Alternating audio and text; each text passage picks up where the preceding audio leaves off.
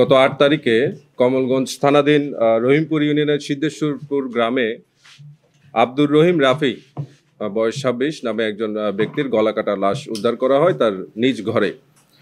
ঘটনা জানার সাথে সাথেই কমলগঞ্জ থানার officer in charge, Kamalganj Sreemangal circle এবং আমাদের additional SP crime and ops Nobel Chakma ঘটনাস্থলে যায় এবং দ্রুততম সময়ের মধ্যে তারা এটার রহস্য উদ্ঘাটনের জন্য কাজ শুরু করে।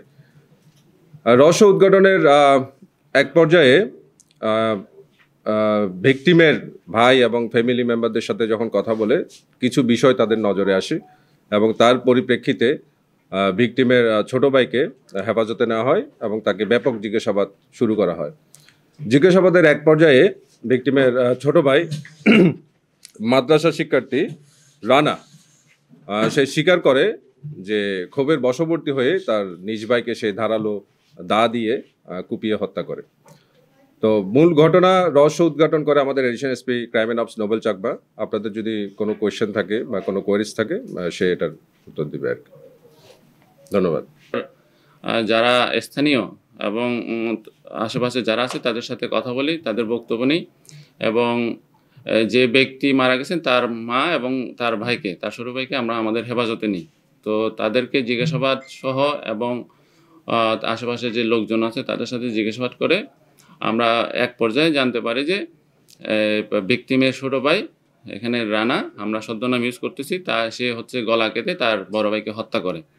মূলত হচ্ছে তাদের মধ্যে এই শাসন নিয়ে, পারিবারিক শাসন নিয়ে এবং বিভিন্ন পারিবারিক ঝামেলা নিয়ে তার মধ্যে ক্ষোভ ছিল। এই ক্ষোভের বশবর্তী হয়ে তার বড় ভাইকে দা দিয়ে কোপ দিয়ে হত্যা করে।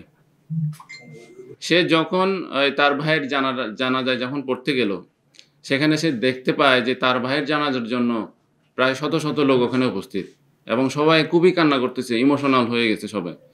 তখন সে আসলে আর নিজেকে ধরে রাখতে পারে নাই, সে ওখানে নিজেই কান্না করতেছিল এবং এক পর্যায়ে বলতেছে যে ওখানে সাবেক একজন চেয়ারম্যান আছে, ওনার নামটা আমি ঠিক এই মুহূর্তে মনে করতে পারতেছি না, বলছে যে ওনাকে নিয়ে আসেন, আমি আমার ঘটনাটা বলবো।